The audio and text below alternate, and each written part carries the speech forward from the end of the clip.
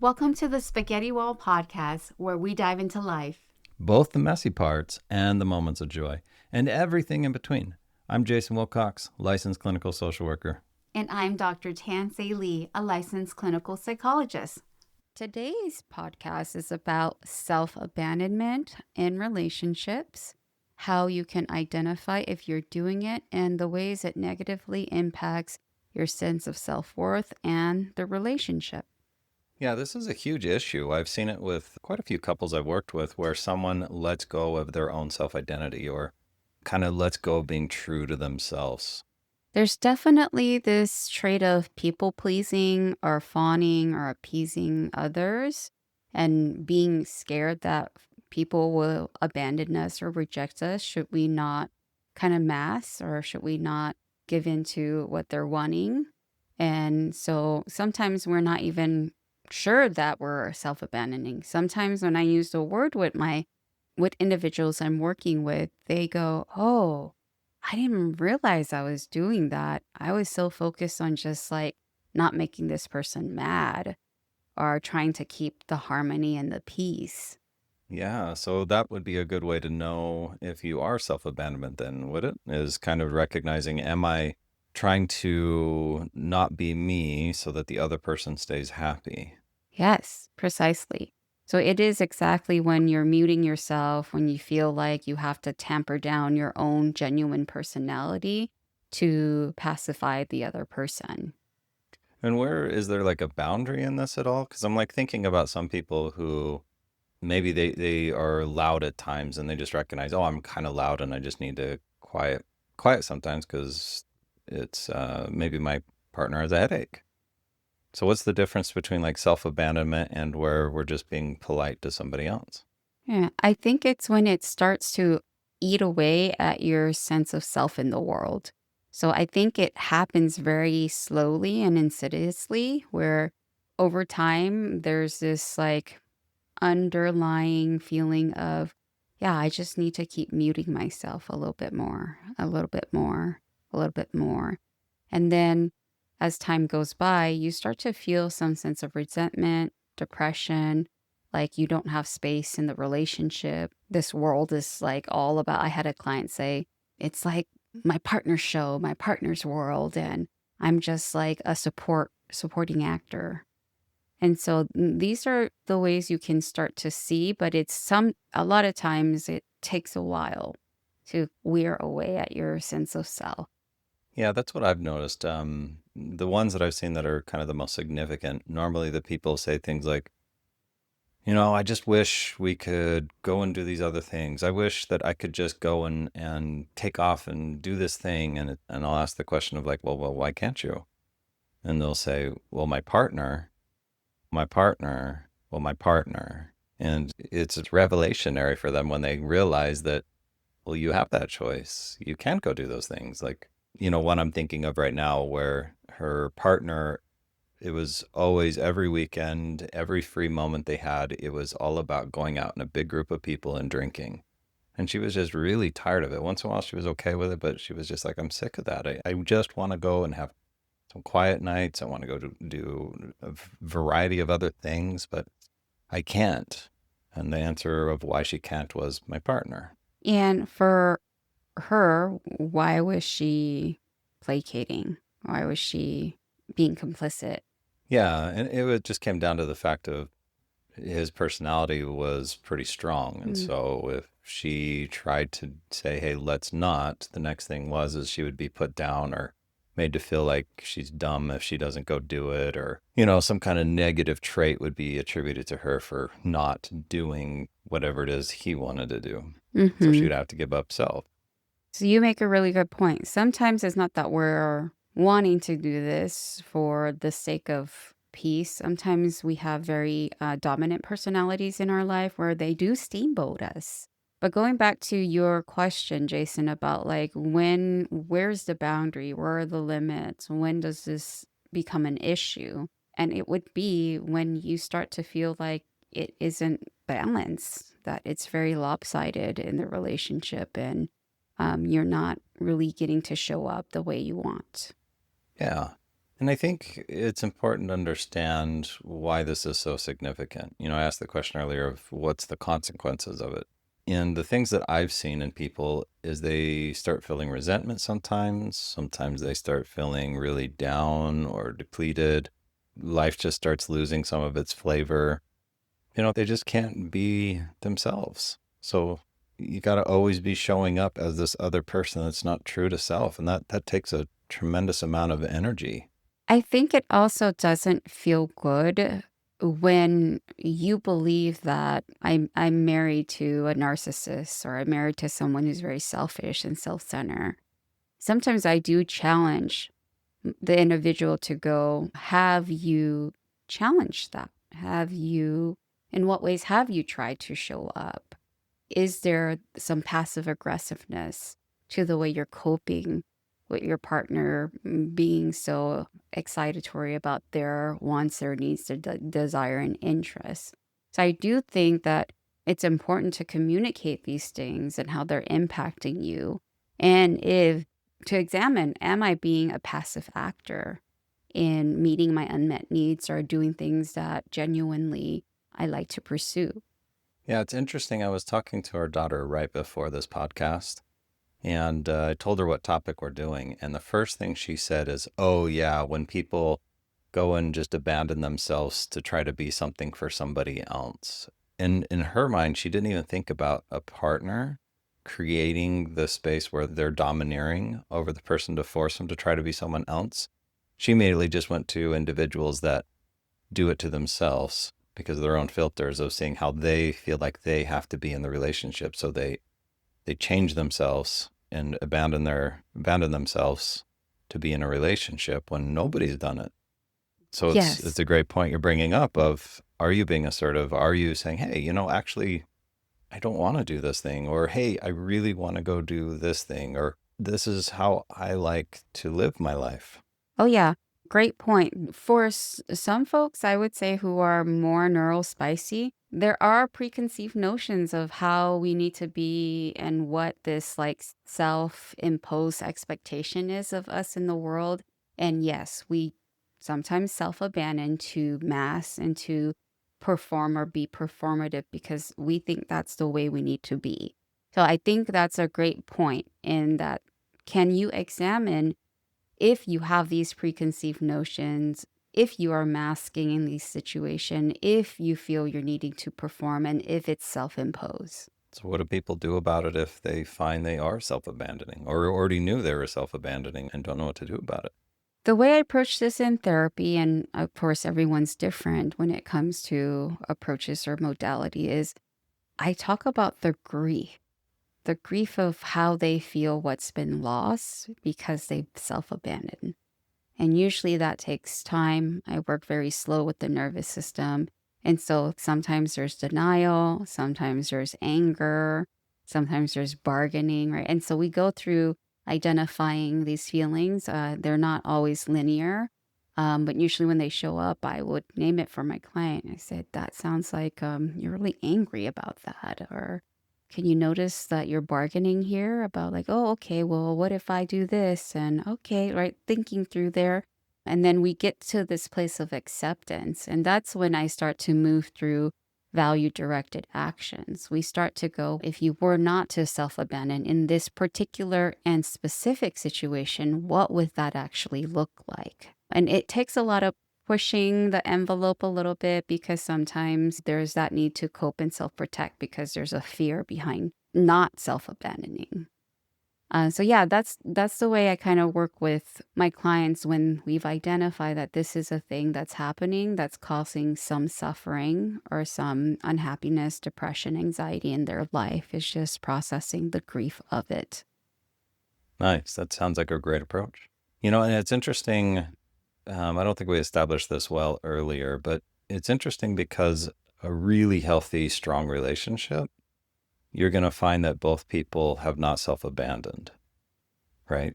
When one partner or both partners self-abandon, it really starts bringing down the health of that relationship and the strength of it because people need to be who they are and be themselves, right?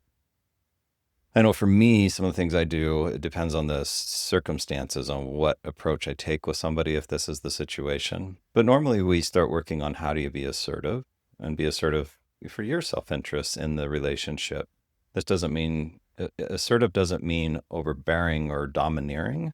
So we're not dominating. I'm not trying to teach them to dominate. I'm trying to teach them to be assertive, which means speaking up and discussing and negotiating and figuring out ways to bring themselves to the table and make sure that they don't let go of themselves in all the conversations and how they're negotiating the relationship.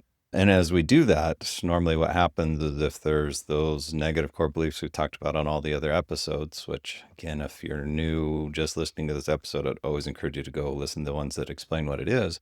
If you have those in place, they're going to stop you from being assertive. So as we start working on being assertive, we'll start finding those negative core beliefs and we start seeing if we can get those out of there.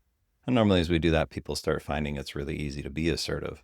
It becomes easy to see that, hey, it's okay for me to stand up for myself. And for those that are listening, the simplest way I can show you how to do this is just take yourself out of the picture for just a second. Whether you find the negative core belief or don't, just take yourself out of that picture.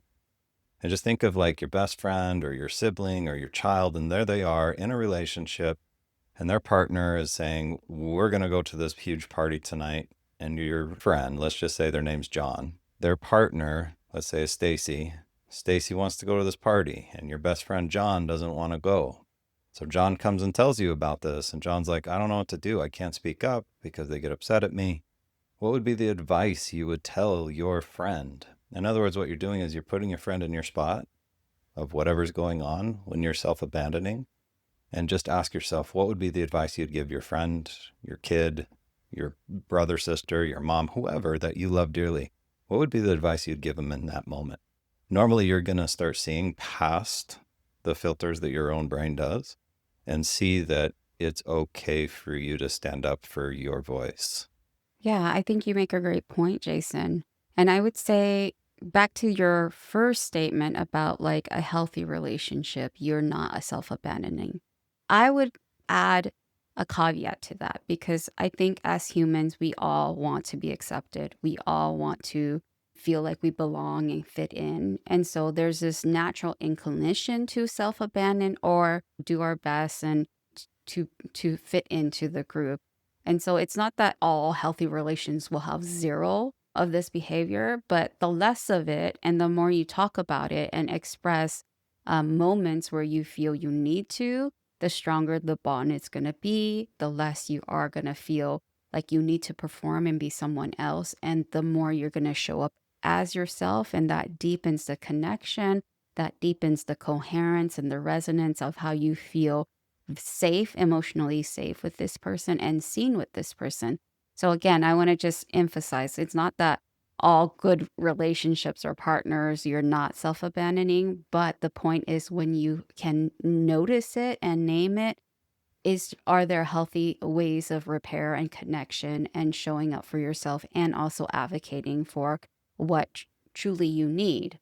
An example I had this morning, I had a client who talked about shyness. And again, it doesn't have to be a romantic relationship. It's just any dyadic relationship, two people engaging and showing up, right? So they're saying they're very shy and they worry that their shyness makes other people uncomfortable. And so in these moments, they would mask. They would like, okay, I have to play like I'm very social and extroverted, and I have to just perform with this customer so I don't make them feel uncomfortable in the store. And we had to pause and we go, does that feel good, bad? And they're like, yeah, it doesn't feel good. I am a shy person. And we just worked through like, what would it be like for you to just allow that shyness to show and not feel like you have to fake it? And so it could be traits like shyness and not loudness or being imposing. And like we all have these traits. We're just human. It's a great point that we are just human. And I think this is where there's this like kind of gray area on this topic of, are you abandoning self or are you showing up for a situation? So for her, she was reactionary to her own belief around her shyness, and she started abandoning just her own self from that reaction. But there's a difference. What I don't want people to take away from this is that there's not moments that you don't compromise, and there's not moments you don't show up in different ways. Mm. Like, I'm a very big introvert, but I used to have to travel for years there doing leadership conferences and trainings all across the US. I'm an introvert, but I was up front training people and being very much extroverted. But I knew I needed to show up as an extrovert because it's going to help people learn better. It was a choice. It wasn't a reaction. I didn't go Mm. up there going, oh my gosh, if I show my introvertness, no one's going to like me. I went up there going, this is going to be a better experience, and I know how to apply these skills. I love that reframe of like this is a choice and not a reaction, or not like this becoming a chameleon to I feel wasn't safe. abandoning myself. Mm. I just knew I could apply these skills because I knew I'm okay in my skin. I'm okay being an introvert. You were able to play the part because that was what was needed for you to teach what you needed to teach to the Exactly. participants. Yeah, I think that's a great example of when you are not abandoning and there is a conscientious choice to show up the way you're needing to show up, maybe not the way you are 100% all the time. It's interesting though, because you brought up how it's not just in relationships that are romantic. Absolutely not. I It's in mean, any kind of intersubjective space you're in. like one of our daughters talks about when she goes to her mom's house that she totally changes her personality over there because if she be's totally who she is, it comes with consequences. So she kind of tucks it away, hides it. So there isn't any consequences to it. That's an abandonment of self in that moment. So it can be if you're a kid listening to this and you're abandoning yourself at school with parents, or you're in a romantic relationship, or like the example you had at work. Are you abandoning self? Are you applying skills? Are you compromising? Like, what are you doing exactly? But if you're abandoning yourself, that's the one that's not going to feel good. That's the one that's going to start building resentments. That's the one that's going to feed negative core beliefs. That's the one that's going to come with a lot of consequences. In motivational parenting, we talk about this with young kids and our children, in that it is really important that we're checking in with them to know that how they are feeling, the way they are, just who they are, is okay, and that we can navigate through that. And again, this goes back to emotional safety. Are you safe enough to show up the way you are? And if you're not, that's something we need to work on. And it's interesting because if we take the example I gave earlier about the client who partner wants to go and get these drinking social things all the time, if we're not abandoning yourself, it's going to look a little different because client is going to go to partner and say, hey, I just not in the mood for this. I'd really like to do something else. Or, hey, I don't like doing these so often. I'd really like to kind of change things up. And the conversation's going to go different because the partner's going to be like, oh, okay, well, tell me more. Or what's your concerns? What do you want to do different? They're going to hear if this social thing is really huge for them, they might say, well, this is why it's so important to me. Would you be willing to go to this one? Or, hey, worries. This one is important to me. I'm just going to go by myself this time. No, it's going to be much more compromising, and it's going to be like two partners talking about how to navigate life versus someone that can't talk about it. They can't bring it up. They feel like they have to shove that part of themselves away and only be this person their partner wants them to be. That's the abandonment piece. And I would say an example in our personal life, Jason, is that, like, for me, because I do come from a highly social background and culturally community based, coming together, being loud, robust, drinking, being festive. When we have those events, you and I have talked about it, where the compromise was you see the value in why I like to be around these people and be immersed in that type of environment, but also not wanting to drink, not wanting to stay around longer than necessary, because then later on, people are getting drunk, people are being kind of acting in ways where it really bothers us or crosses our boundaries, or we're just like, this is no longer fun for us.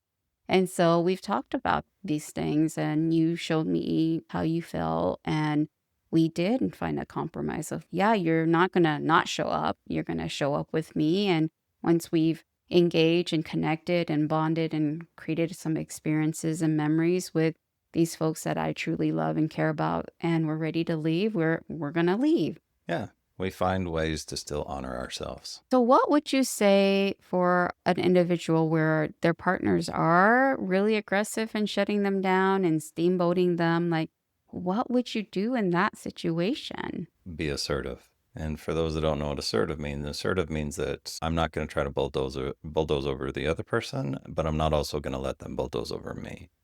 So it's one of those things where if it's like me and I have someone trying to steamboat me, I would go up and say, hey, this doesn't make me feel comfortable, or, my opinion here is such and such. And if the person tries to shut me down, to override me, to steamboat me, I'm probably going to say something like, please stop.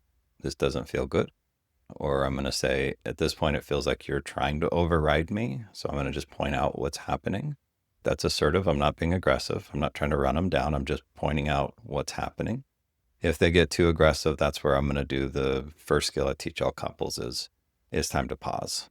And we can come back to this when you calm down. In all those, each direction I just gave, right? All of those, I'm staying assertive. I'm not going, oh, I'm going to abandon myself, because I'm just trying to come to the table to discuss my opinions, my thoughts, my feelings. And that is always okay. It's not self-abandonment when you're just saying we are not in the productive space in our minds or nervous system to have a good conversation about this. We're just going, we need space, we need time, we need to regulate ourselves, and we can come back. But it's not self-abandonment to say, hey, this conversation needs to stop. Take a pause, Yeah. take space. And that's the thing. If someone's being really aggressive and trying to steamboat you and override you, that is someone, whether they realize it or not, that's trying to get you to self-abandon. They're trying to get you to let go of what you are, who you are. So watch for that, because that's not a healthy direction. You don't want to self-abandon. Instead, you, again, want to come back to a compromise. You want to find what's a healthy path for all of us. Whether that means you guys figure out a good balance on this thing you're trying to figure out, whether it means, hey, let's go two separate ways on this one and come back. Whatever it is, you're discussing it, you're negotiating it, you're compromising. No one's overriding the other person, whether passive aggressively or aggressively. Yeah, I think it is a lovely, gentle space when both parties can go, I hear what you're saying. I haven't figured it out yet. Let's keep talking about it. I want to hear more versus the steamboating, the dismissing, the disregarding, the still asking for their needs to be met and your needs to be disregarded. I'll throw one other thought out there real quick for the audience to think about. If you're sitting here questioning right now, going, man, do I self-abandon? Maybe just ask yourself this simple question.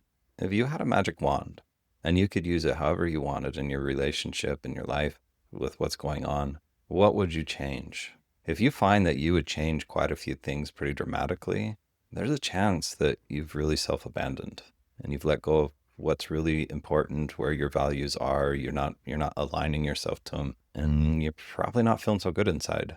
And that might be a cue, a place to just start to go, have you self-abandoned, and what do you do about that? I like that, Jason.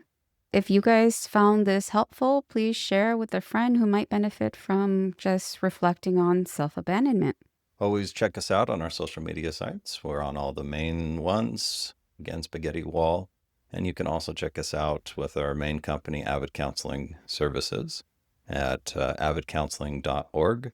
We also have couples counseling videos on there, and we are also working on an app, so stay tuned for that.